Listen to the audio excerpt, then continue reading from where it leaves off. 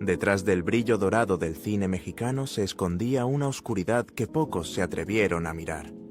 Mientras las cámaras capturaban elegancia, galantería y voces que hacían suspirar a toda una generación, fuera de escena se tejían historias de vicios, excesos y perversiones que la industria prefirió enterrar. Actores idolatrados como caballeros resultaron ser hombres dominados por el poder, el deseo y la degradación moral. Lo que parecía glamour era en realidad un teatro de máscaras, donde el abuso, las adicciones y la doble vida marcaban cada rodaje. Hoy revelaremos los secretos más repugnantes y perturbadores de aquellos ídolos que alguna vez fueron orgullo nacional. Prepárate, porque lo que vas a escuchar no es una simple historia del pasado. Es el lado más oscuro del cine de oro mexicano. Emilio, el Indio Fernández. Era fuego y piedra. Su presencia imponía respeto. Su mirada atravesaba el aire como si buscara dominarlo. En pantalla fue el emblema del nacionalismo mexicano, el hombre que transformó la miseria y la tierra en poesía visual. Pero detrás de la cámara, ese mismo fuego se convertía en una tormenta que nadie podía apagar. Fernández no solo dirigía películas, también dirigía vidas, amores y destinos con la misma intensidad con la que empuñaba una pistola. Porque sí, el hombre que inspiró la estatuilla del Oscar caminaba armado por los estudios de Churubusco, dispuesto a imponer silencio con un disparo al techo si algo no salía como él quería. Su genio era tan grande como su oscuridad. Tenía el talento de un visionario, pero el temperamento de un dictador. Los técnicos lo temían, los actores lo veneraban y las actrices lo soportaban. Con Columba Domínguez vivió un amor que comenzó como leyenda y terminó como encierro. La descubrió, la moldeó, la convirtió en su musa, pero también en su prisionera. Controlaba sus horarios, sus amistades y sus decisiones.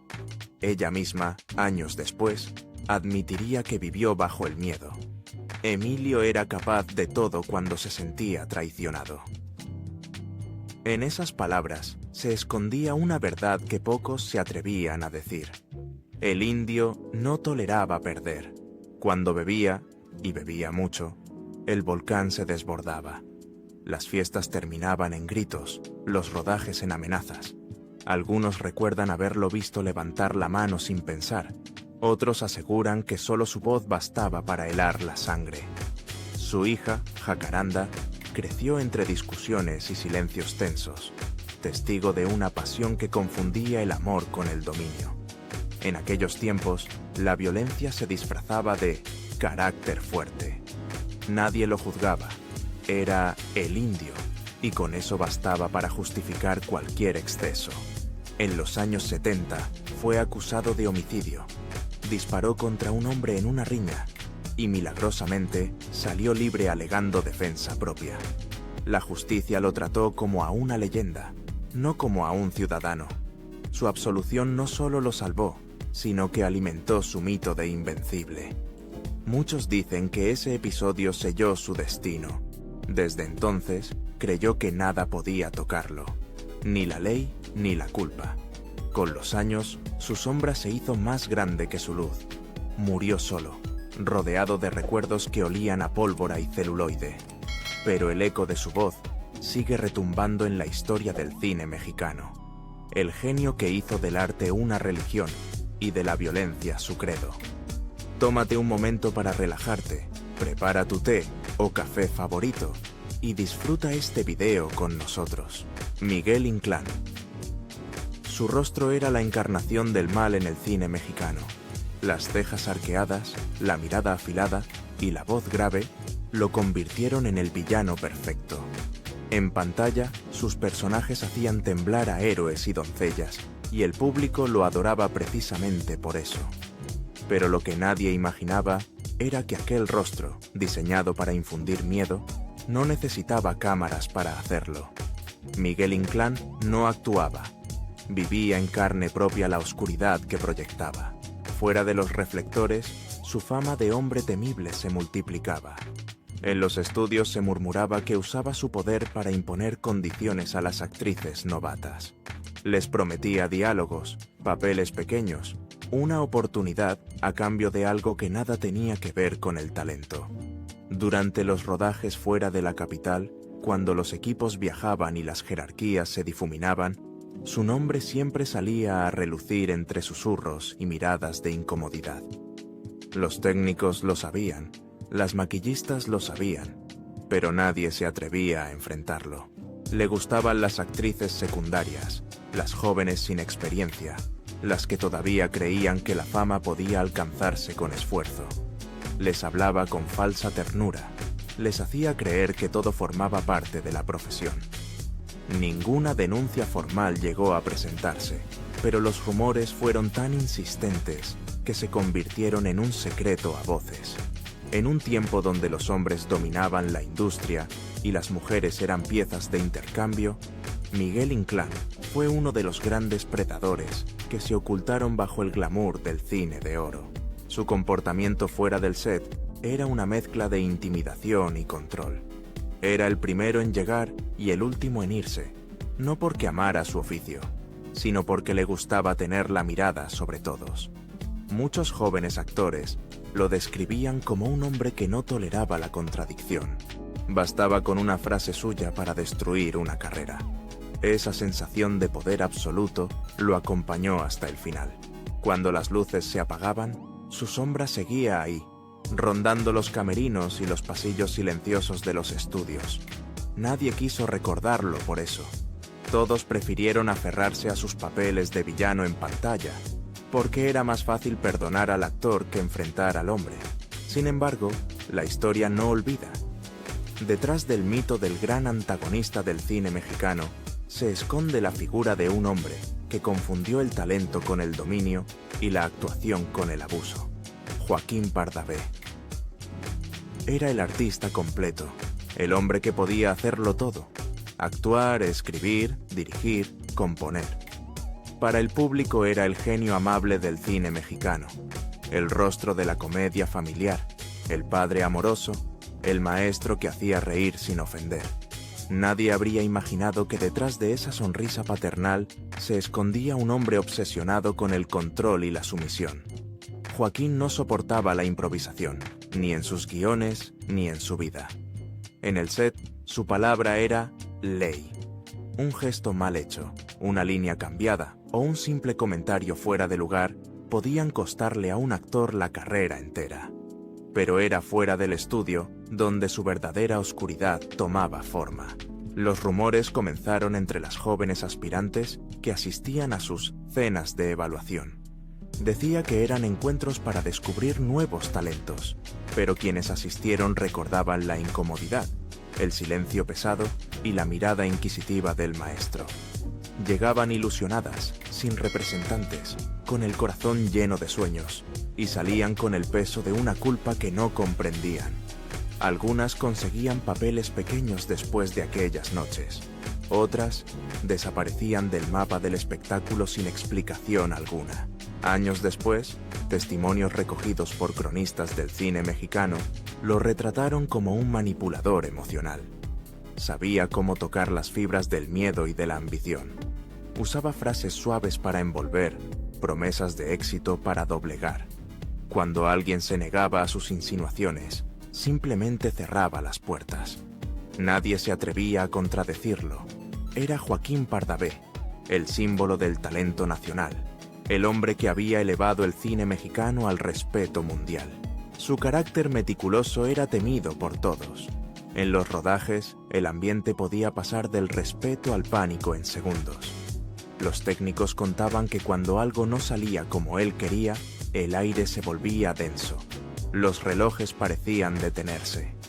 Era un perfeccionista, sí, pero también un tirano vestido de artista. Y aún así, su máscara pública era impecable, devoto, familiar, honorable. Nadie hubiera creído que el mismo hombre que cantaba villancicos en la radio podía ser el mismo que humillaba en privado a quienes no seguían su juego. Una de sus asistentes declaró años más tarde que muchas jóvenes se sintieron atrapadas entre el deseo de triunfar y el miedo a ser tachadas de problemáticas. Y tenía razón. En una época donde la voz femenina no tenía espacio, el poder de un hombre como Pardavé era absoluto. El respeto que infundía no provenía de su arte, sino del temor. Nunca enfrentó una denuncia. Nadie se atrevió. Era otro tiempo, uno en que los poderosos podían escribir sus propias reglas y borrar las consecuencias. Pero detrás de cada aplauso, de cada risa en pantalla, quedaban cicatrices invisibles, marcas de una industria que aplaudía el talento y callaba los abusos. Joaquín Pardavé fue el hombre que hizo reír a todo México, mientras hacía llorar a quienes soñaban con compartir su escenario. Rafael Banquells. Su voz era calma, elegante, modulada. Su porte impecable y su dicción perfecta lo convirtieron en uno de los actores más respetados del cine y la televisión mexicana.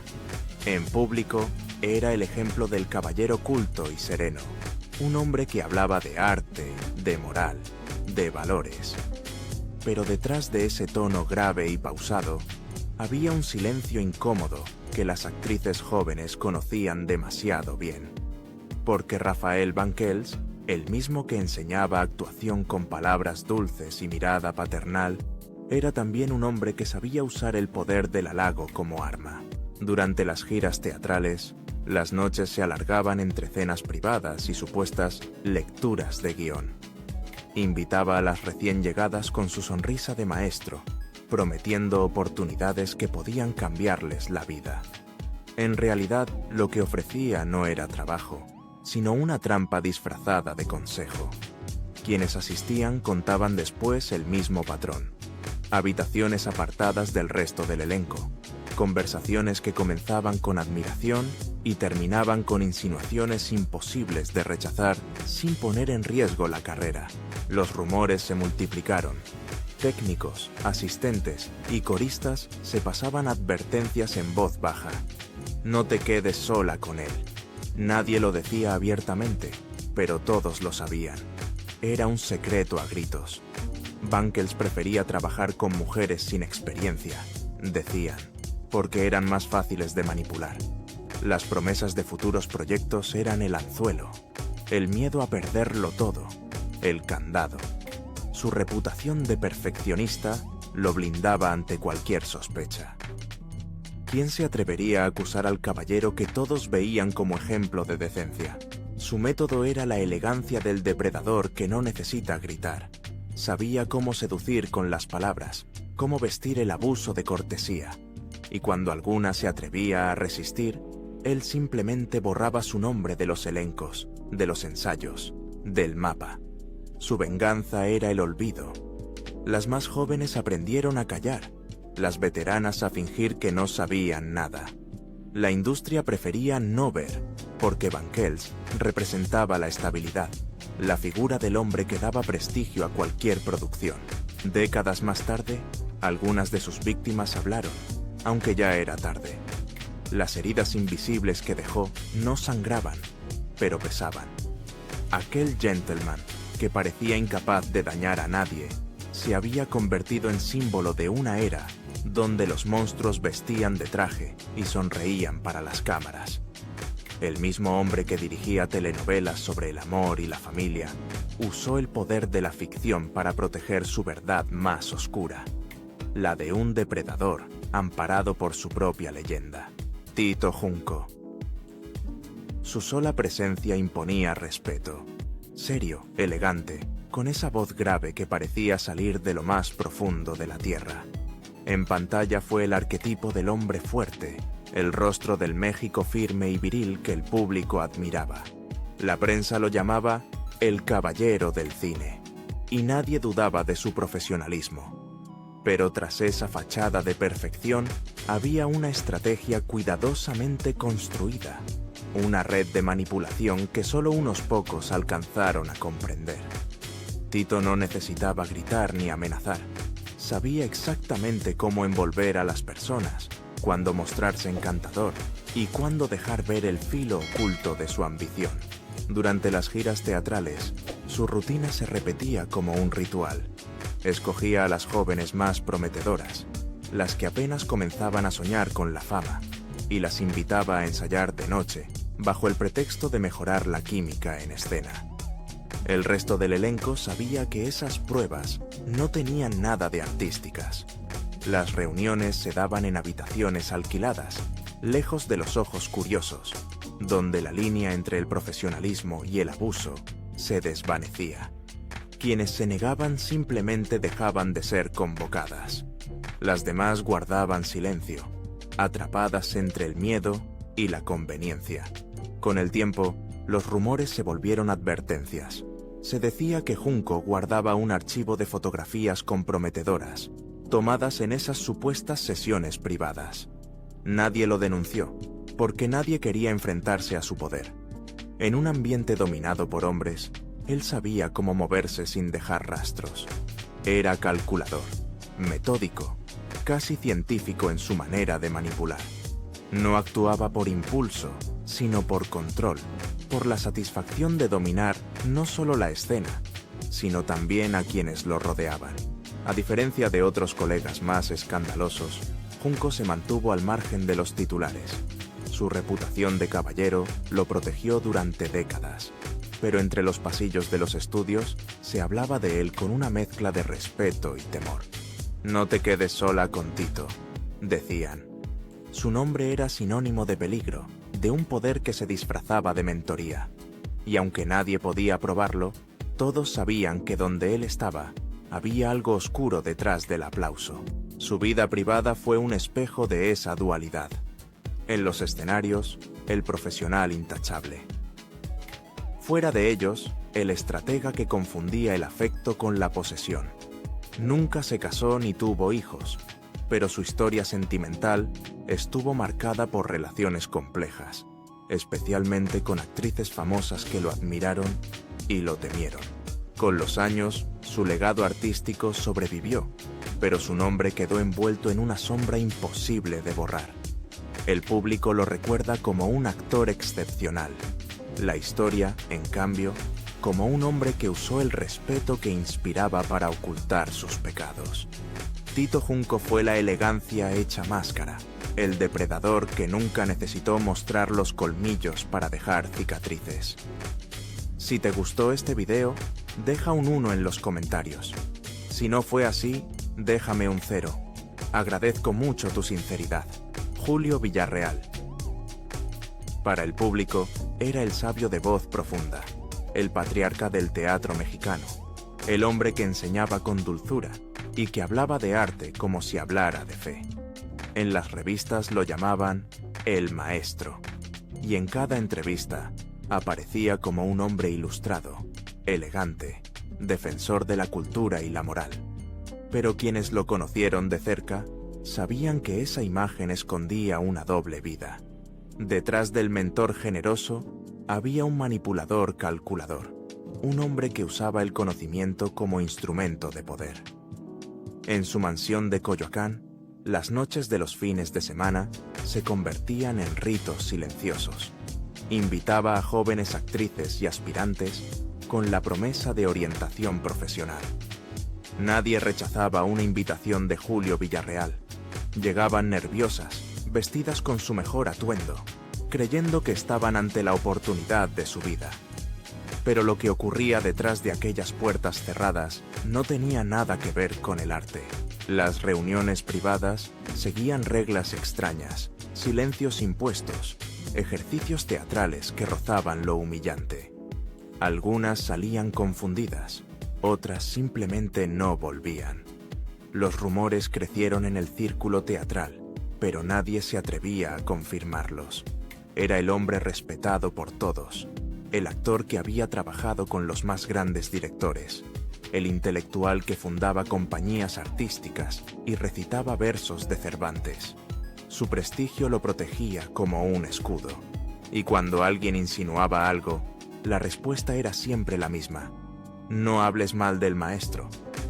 La lealtad y el miedo lo mantuvieron intocable durante años. Villarreal no necesitaba levantar la voz para imponer autoridad. Su poder era psicológico. Jugaba con la admiración de los jóvenes, especialmente de las mujeres que lo veían como figura paterna. Les hablaba de disciplina, de entrega, de sacrificio, hasta que esas palabras se transformaban en pruebas de confianza. Algunas debían soportar humillaciones bajo el pretexto de superar el pudor escénico. Años después, varias de ellas admitieron que salían de aquellas sesiones sintiéndose usadas, despojadas de algo que no sabían nombrar. Era un depredador envuelto en el disfraz del sabio. Mientras más se le veneraba, más crecía su oscuridad.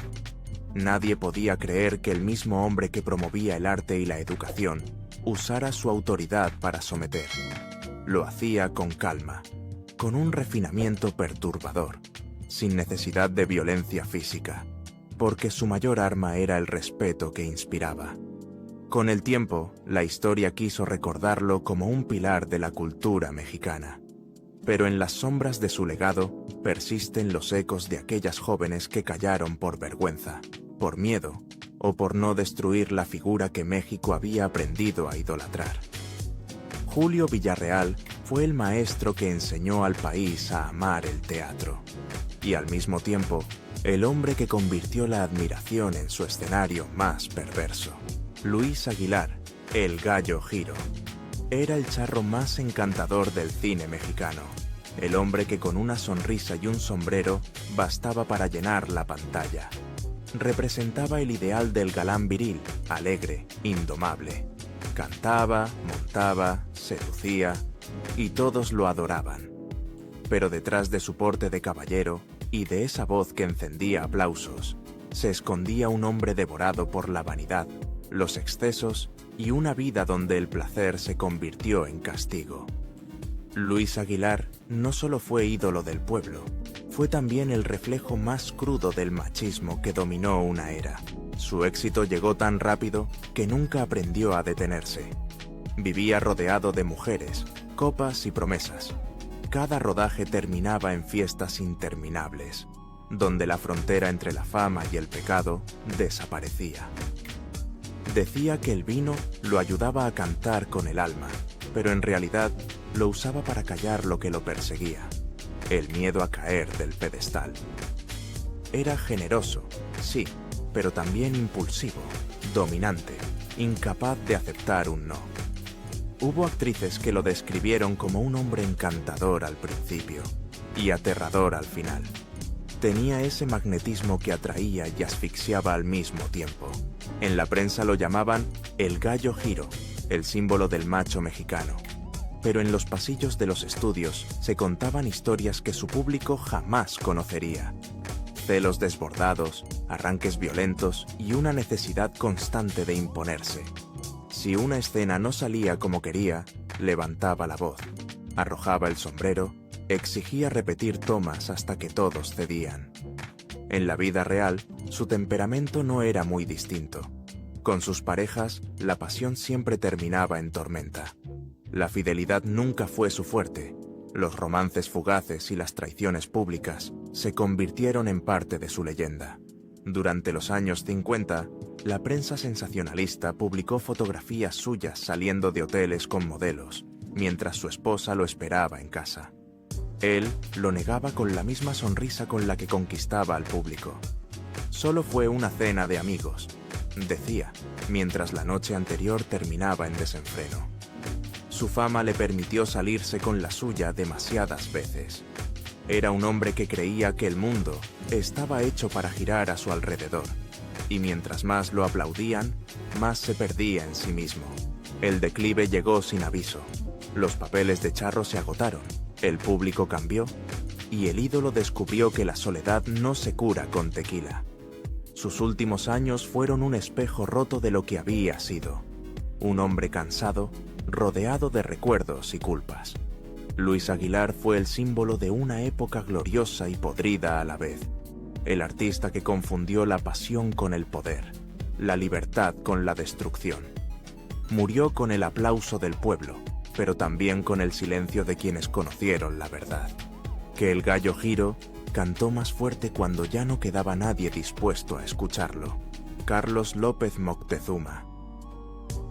Su sola presencia imponía silencio. Con su porte aristocrático, su voz imponente y su mirada helada, fue uno de los villanos más recordados del cine de oro mexicano. En pantalla, representaba la maldad refinada, el poder sin compasión. Pero fuera del set, aquel hombre que encarnaba la soberbia y el desprecio no dejaba de actuar, porque detrás de cada palabra educada, de cada gesto caballeroso, había un hombre que disfrutaba humillar, dominar y observar como si todo lo que lo rodeaba le perteneciera. Era temido por su carácter y por su tendencia a cruzar los límites bajo el disfraz del perfeccionismo. Nadie se atrevía a contradecirlo en los ensayos. Se decía que exigía aprobar personalmente los elencos femeninos y que no toleraba que una actriz lo desafiara. Las jóvenes que soñaban con trabajar junto a él sabían que sus entrevistas privadas eran una prueba silenciosa, un examen de resistencia. Quien se negaba a sus insinuaciones simplemente desaparecía del proyecto, borrada sin explicación alguna. Varias actrices de reparto lo describieron como un hombre que miraba demasiado. Observaba con frialdad, preguntaba por sus vidas personales, insistía en detalles íntimos bajo el pretexto de entender mejor a su personaje. Esa era su excusa favorita, el arte como justificación. Detrás del genio había un voyeur, un hombre obsesionado con el control. Los técnicos lo sabían y advertían en voz baja: no te quedes sola con Moctezuma. Su reputación era tan contradictoria como su talento. Mientras la crítica lo admiraba por su profesionalismo, las mujeres del gremio lo temían. En los estudios, su sombra recorría los pasillos con el mismo peso que sus personajes. Nunca levantaba la voz, pero bastaba su mirada para imponer miedo. En un medio donde los abusos eran secretos compartidos, él se movía con la elegancia de quien sabe que nunca será descubierto. La historia oficial lo consagró como uno de los actores más importantes de su generación. Nadie quiso manchar su legado con los rumores que lo seguían como un eco incómodo. Sin embargo, los testimonios rescatados décadas después revelaron el patrón que muchos intuían: control, manipulación y una necesidad enfermiza de dominar a las mujeres que trabajaban con él. Carlos López Moctezuma fue el villano perfecto, dentro y fuera de la pantalla. Su voz sigue retumbando en las películas que lo inmortalizaron, pero también en los recuerdos de quienes aprendieron demasiado tarde que aquel caballero del cine mexicano era en realidad un depredador elegante, cubierto con la máscara de la excelencia artística. David Silva tenía el rostro del héroe del pueblo, el cuerpo del boxeador que nunca se rinde y la voz del hombre que imponía respeto sin necesidad de gritar. Fue el ídolo de una generación, el símbolo de la masculinidad mexicana, fuerte, directo, incorruptible. En el cine, sus personajes eran la justicia encarnada, pero fuera de cámara, la línea entre personaje y persona se desvanecía, porque David Silva no interpretaba al hombre rudo. Lo era, en toda su crudeza y sin filtros. En los rodajes era temido y admirado a partes iguales. Su carácter explosivo podía convertir una escena en un campo de batalla. Bastaba una mirada suya para imponer silencio. Las actrices más jóvenes temblaban ante su intensidad, y los directores preferían ceder antes que enfrentarlo. Lo que pocos se atrevían a decir en voz alta era que Silva confundía la pasión actoral con el dominio personal. En las escenas de contacto físico, cruzaba los límites con facilidad. Ignoraba los no, justificándose con la excusa del realismo cinematográfico. Así es el personaje, decía, mientras su compañera intentaba mantener la compostura. Los rumores crecieron con los años. En las fiestas privadas donde el alcohol corría sin control, su comportamiento se volvía impredecible. Competía con otros actores por la atención de las mujeres, convirtiendo la seducción en un juego violento. Hubo quienes lo apodaron el Toro, no solo por su fuerza física, sino por su temperamento desbordado. Era capaz de pasar del encanto al grito en cuestión de segundos, de la risa al golpe sobre la mesa. Su magnetismo era tan potente como peligroso. Las mujeres del gremio aprendieron a mantener distancia. «No te le acerques cuando está bebiendo», era la frase más repetida entre maquillistas y asistentes. Algunos hombres también temían su ira. Durante los rodajes, cuando algo no salía como él quería, los insultos volaban, las puertas se cerraban de golpe. Y sin embargo, todos callaban, porque David era una estrella, un hombre protegido por el mito del macho mexicano. Su vida personal fue una extensión de su carácter. Amores fugaces, relaciones dominadas por los celos y una incapacidad para la calma.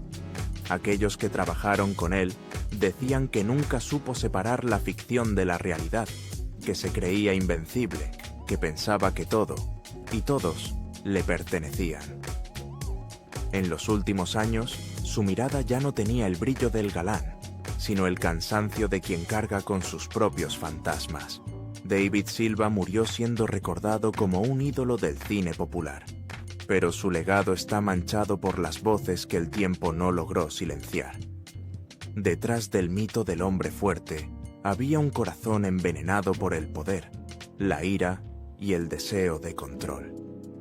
El héroe del pueblo resultó ser, en realidad, el reflejo más crudo del machismo que definió toda una era. Gracias por quedarte hasta el final y ver nuestro video. Deja un 2 en los comentarios si aún estás aquí con nosotros. Eduardo Arozamena. Era considerado un intelectual, actor, dramaturgo, director, maestro. Su nombre inspiraba respeto en los pasillos del cine mexicano, y su palabra tenía el peso de una institución.